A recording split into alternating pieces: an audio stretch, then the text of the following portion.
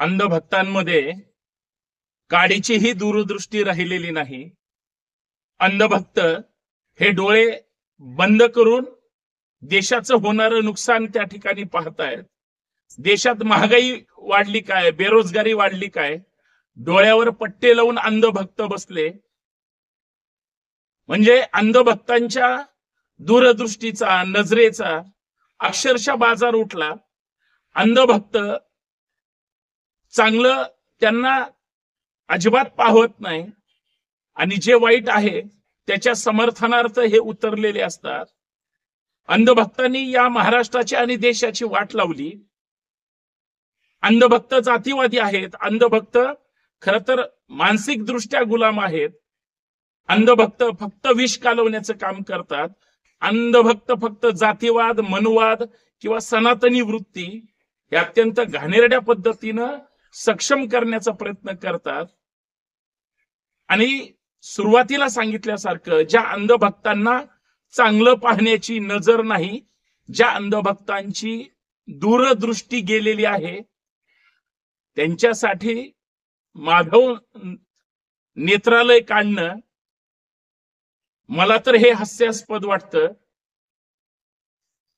ज्या अंधभक्तांना देहधोरणं नाहीत, ज्यांच्याकडे स्वतःचा विचार नाही आणि ज्यांचा विचार फक्त स्वतःच्या वर्णवर्चस्ववादी व्यवस्थेशी निगडित आहे, त्या अंधभक्तांसाठी माधव नेत्रालय काढणं हे खरं तर हास्यास्पद आहे, विरोधाभास आहे।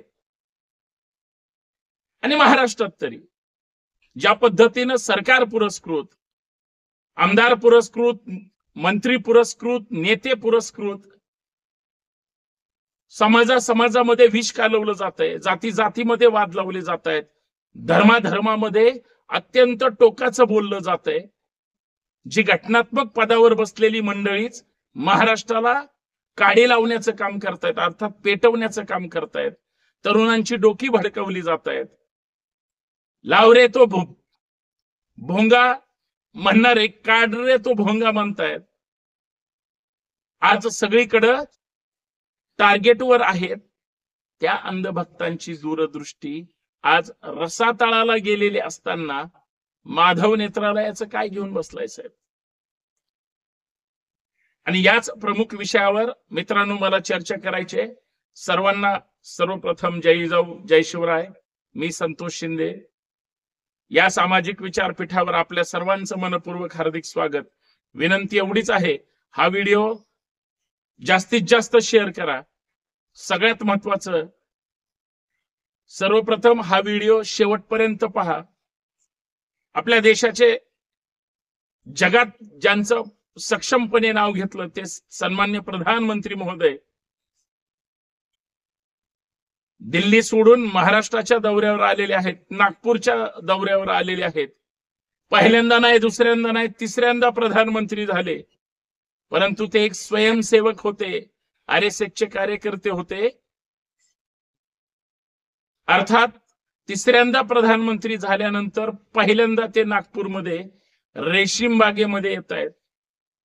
याचा अर्थ असा आहे, त्यांची विचारांची जोडणी ते अजून त्या पद्धतीनं चांगली बांधण्याचा प्रयत्न करतायत। पण महाराष्ट्रामध्ये काहीतरी नवीन विकासाचं मॉडेल घेऊन येणार आहेत का? आज काहीतरी महाराष्ट्राला आर्थिक बिग बजेट मिळणार आहे का? महाराष्ट्रातल्या तरुणांना, तरुणींना हाताला रोजगार मिळणार काही मिळणार आहे का? सगळ्यात महत्वाचं, महाराष्ट्रातला शेतकरी, कष्टकरी, कामगार, शेतमजूर जो विकासापासून वंचित आहे, फक्त केंद्र सरकार, राज्य सरकार भूलथापांना बळी पाडतं आणि मग त्यांचे जे महाराष्ट्रातले आहेत, भाडे के बुलडोजर पे बैठे किराए के टट्टू, दम है तो बडागे असं म्हणून फक्त दिशाभूल करतात। योजनांच्या बाबतीत आम्ही चर्चा करत नाही, विकासाच्या बाबतीत आम्ही चर्चा करत नाही। अहो एवढंच काय, शेकडो पटीनं पर्सेंटेज मध्ये महागाई वाढतीये। महागाईबद्दल चकार शब्द कोण काढायला तयार नाही। त्या महाराष्ट्रात उभा राहून एकदा बघा महाराष्ट्रातल्या तरुणांची, तरुणींची, महिला भगिनींची काय अवस्था आहे। आज कुठल्याही जातीचा आणि कुठल्याही धर्माचा माणूस सुरक्षित आहे का? ज्या माधव नेत्रालयाची उद्घाटनाची चर्चा होते, याच महाराष्ट्रात काही दिवसापूर्वी माधव पॅटर्न पण आणलेला होता. तो माधव पॅटर्न मधले माधवाच्या ज्या काही जाती येतात त्या तरी सुरक्षित आहेत का? माधव म्हणजे मराठा माळी आहेत का सुरक्षित? काय त्यांची आत्ताची पोझिशन आहे? ध मधला धनगर सुरक्षित आहे का? त्याचं आरक्षण 2014च्या पहिल्या कॅबिनेटमध्ये मिळणार होतं, मिळालंय का? व म्हणजे वंजारी, आज काय वंजाऱ्यांची अवस्था आहे? कदाचित सत्तेमध्ये काही टक्केवारीत असतील, प्रशासनामध्ये काही असतील, पण गोरगरिबांचं काय? न मा सुरक्षित आहे, ना ध सुरक्षित आहे, ना व सुरक्षित आहे, ना अंधभक्त इतरांना सुरक्षित राहू देतोय. मला त्या सन्माननीय प्रधानमंत्री आणि सन्माननीय मुख्यमंत्र्यांना अपेक्षा करायची आहे, कालचा माधव असेल किंवा आजचा मराठा बहुजन समाज जो आम्ही भारतीय म्हणून या महाराष्ट्रात जिवंत आहे, देशातलं इतर राज्यातलं तर नंतर बघू, सरकारमधली यांच्या सहित सगळी लोक म्हणतात चिरडून टाकू, सुट्टी देणार नाही, आपला बॉस तिथं सागर बंगल्यावर आहे. पण आम्ही म्हणलं साहेब, महागाई बद्दल बघा काय होतंय का, कमी होती का? बेरोजगारी बद्दल बघा काय नोकर भरती काढता येते का? बघा महिलांवर अत्याचार होत आहेत, ते म्हणतात महिलांवर होत आहेत, थांबा माणसांवर पण चालू करू. मग धार्मिक विष कालवण्याचं काम होतं, मग जातीत विष कालवण्याचं काम होतं. अहो, सत्तेची मस्ती एवढी वाढली, नशा एवढी डोक्यात गेली, हलहल करून माणसाला मारलं जात आहे. एका बाजूला मुलाबाळ्यांच्या शिक्षणासाठी प्रतिनिधित्व नोकरीत आणि शिक्षणात मिळावं म्हणून आरक्षण मागितलं जातं, फुटबॉल केला जातो. दिल्लीतून थेट रेशीम बागेत येऊन अंधभक्त कधी आपल्या नेत्यांना प्रश्न विचारणार आहेत का? मला माहिती आहे अंधभक्तांची दूरदृष्टी हरवलेली आहे, गेलेली आहे, ते चिकित्सा रूपे पाहू शकणार नाहीतच. तरी सुद्धा की माननीय प्रधानमंत्रीजी किंवा माननीय मुख्यमंत्रीजी, आजपर्यंत जे झालं ते झालं नसता, त्याच नागपूरमध्ये दंगल घडली नसती, नागपूर अशांत झालं नसतं, हे महाराष्ट्रातल्या राज्यकर्त्यांना कोण सांगणार, याचा शोध आणि बोध घेणं गरजेचं आहे. म्हणून मी म्हणतोय अंधभक्तांची दृष्टी गेली, सत्तेत आले पाहिजे, अबकी बार 400 पार, अबकी बार 400 पार म्हणून जे काही बिगुल वाजवली, त्याच्यामध्ये सामान्य माणसाला परत दिलं तुम्हाला तिसऱ्यांदा. काय प्रकाश पडलाय? लाडक्या बहिणीला 1500 रुपयाचं गाजर दाखवलं, खोच झाल्या, भरभरून मतं मिळाली, कदाचित योजना सुद्धा बंद करू शकतात, पण त्याच लाडक्या बहिणीचं पोरग पोरगी कुठं कामाला लागले का?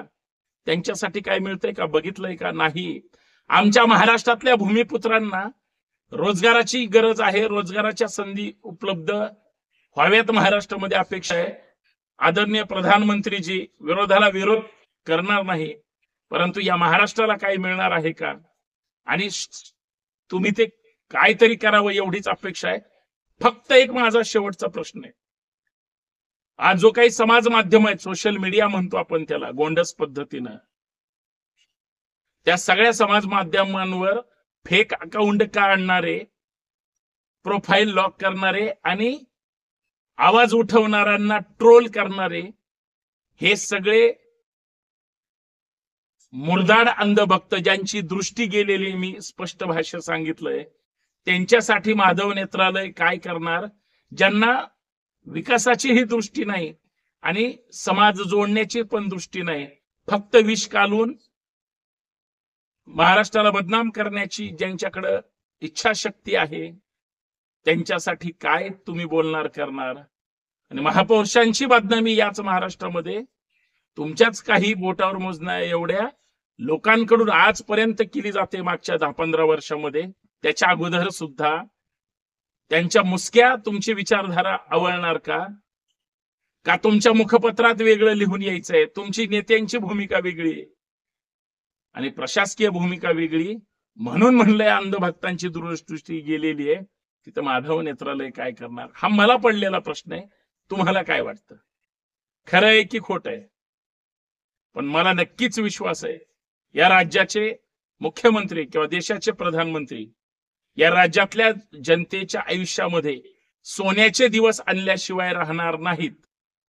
भले सोनं 92,000 रुपये तोळ्यावर गेलं असलं तरी फक्त तुम्ही त्यासाठी सगळे तग धरून जिवंत राहिलं पाहिजे. नाहीतर महागाईनं, बेरोजगारीनं, उपासमारीनं किंवा तुम्हाला आलेल्या वैफल्यग्रस्तातून तुम्ही जर तुमचं बरं वाईट काही करून घेतलं तर मात्र याची जबाबदारी सरकारची नसेल. कारण सगळे अंधभक्त डोक्यावर परिणाम झाल्यासारखं वैफल्यग्रस्त अवस्थेत जगतायत, म्हणून ते इतरांना वाईट बोलतायत. त्यांना त्या माधव नेत्रालयामध्ये किंवा मानसिक चिकित्सालयामध्ये एखादं नवीन काढलं, तिथं काही फरक होणार आहे का? हा मला पडलेला प्रश्न आहे. खरंय की नाही? जय शिवराय.